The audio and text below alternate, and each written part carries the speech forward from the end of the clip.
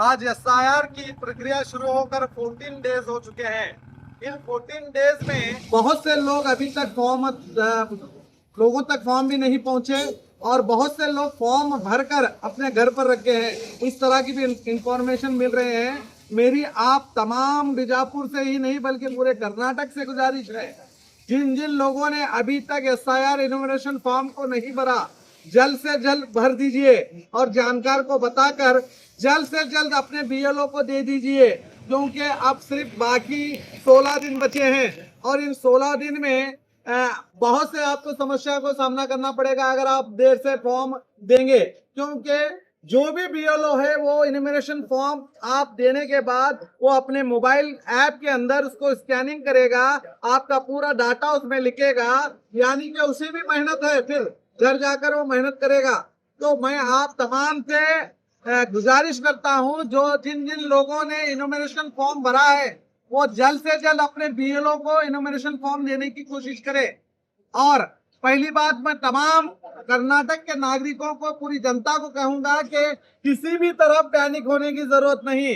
हम कोई पाकिस्तानी या बांग्लादेशी या रोहिंग्या या किसी अन्य देश से नहीं आए हैं, हम सभी हिंदुस्तानी हैं और हम इसी शहर के नागरिक हैं और किसी के बाप पे दब नहीं कि हमें हमारी नागरिकता छीन ले। पहले इस बात का ख्याल रखिए। हमारे पास बहुत से डॉक्यूमेंट्स हैं दिखाने के लिए, हम किसी ना किसी तरीके से एक डॉक्यूमेंट भी दिखाएंगे तो चलेगा। और दूसरी बात मैं दोबारा कहूंगा, आप जरा भी ना घबराएं, जिनके पास डॉक्यूमेंट नहीं है वो भी ना घबराएं। आप दोनों ऊपर के कॉलम, चाहे प्रोजनी का कॉलम हो चाहे वो मैपिंग का कॉलम हो, वो छोड़कर नीचे का कॉलम जो है वो भर कर दे, फिर नोटिस आएगा तब देखा जाएगा, मगर आप मत घबराइए। आप पहले फुर्सत में आप फॉर्म भर कर दीजिए। जो लोग फॉर्म भर कर देंगे वो ड्राफ्ट लिस्ट में आएंगे। ये मेरी बात ध्यान से सुनिए। जो लोग फॉर्म भर कर देंगे वो सीधे सीधे ड्राफ्ट लिस्ट में आएंगे। फॉर्म गलत हो सही हो वो ड्राफ्ट लिस्ट में आएंगे। जो लोग फॉर्म ही नहीं दे पाए वो ड्राफ्ट लिस्ट से भी बाहर हो जाएंगे, यानी कि एसआईआर प्रक्रिया से बाहर हो जाएंगे। फिर उन्हें बहुत मुश्किल का दौर का सामना करना पड़ेगा कि वो इलेक्शन आईडी कार्ड बनाने के लिए कोर्ट कचहरी का सामना करना पड़ेगा। और जिन लोगों ने गलत फॉर्म भरा है वो टेंशन ना लें, भर कर दिया है। अगर बीएलओ के तरफ से अभी भी वक्त है, आप सही फॉर्म उस बीएलओ से बोलकर सही तरीके से फॉर्म पुटअप कर सकते हैं।